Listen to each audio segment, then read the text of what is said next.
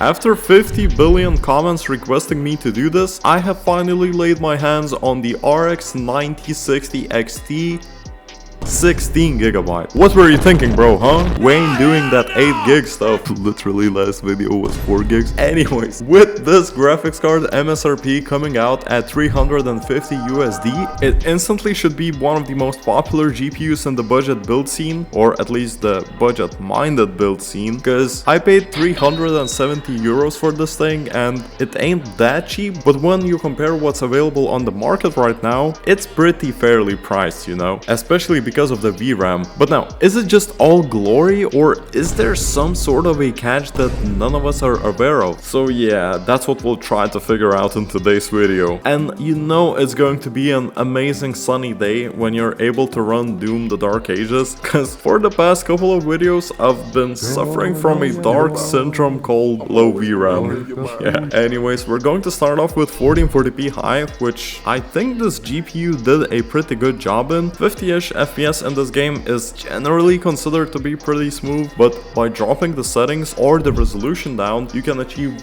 way better numbers. Sliding towards Indiana Jones with Supreme preset, the 9060 XT handles it like a beast with high 70s even on 1440p, and for the 1080p folk, you can even get into the hundreds sometimes. Isn't that crazy? After waiting for 2 hours for S.T.A.L.K.E.R 2 to finish patching and compiling shaders, the sweet spot we found for it was 1440p medium or 1080p high. The frame rates were basically identical, which means that you have 2 paths, either higher resolution lower settings or low resolution higher settings. But wait, I guess that always goes like that, so I didn't I didn't learn something. Okay, never mind. Well, yeah, moving on, we see that this GPU also continues to shine in Black Myth Wukong, because on native 1440p medium it pulls off a solid 60 plus FPS, and on 1080p you can even max out this card, because with the highest settings you're going to get around 70 to 80 FPS, which is genuinely impressive for the price.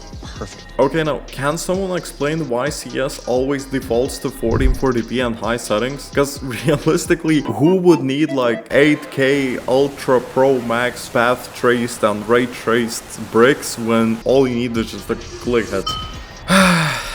Yeah, well, on the default settings, we didn't hit 240 FPS, so for the 240Hz users, those settings are just pretty useless. But speaking about the competitive settings, for example 1080p low and shadows on very high, this GPU handles it flawlessly. Just give it the best CPU you can, so for example even like 7800X3D, 9800X3D, set the settings to medium or low and just watch the FPS. You will be amazed. Now, with Call of Duty Warzone, we're probably going to start the boring section part of the video, because even on maxed out 1440p settings, we were able to surpass 120 frames per second. And remember guys, this card is only about 350, 400, something like that, so yeah, just roll the benchmarks. Here we go again.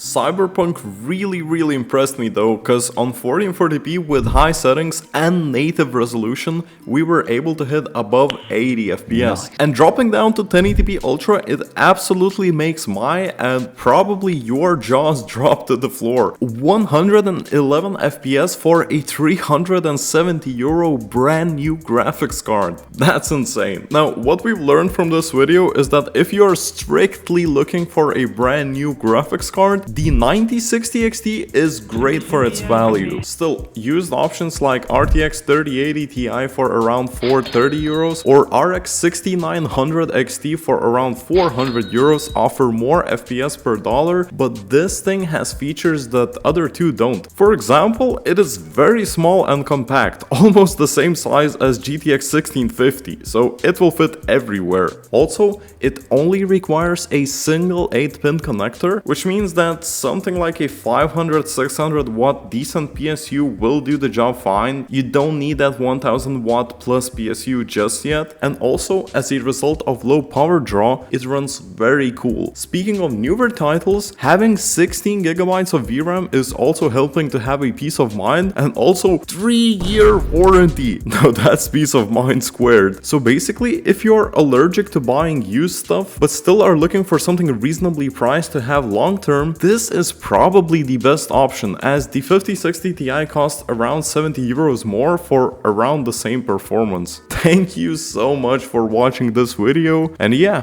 cheap bastard out.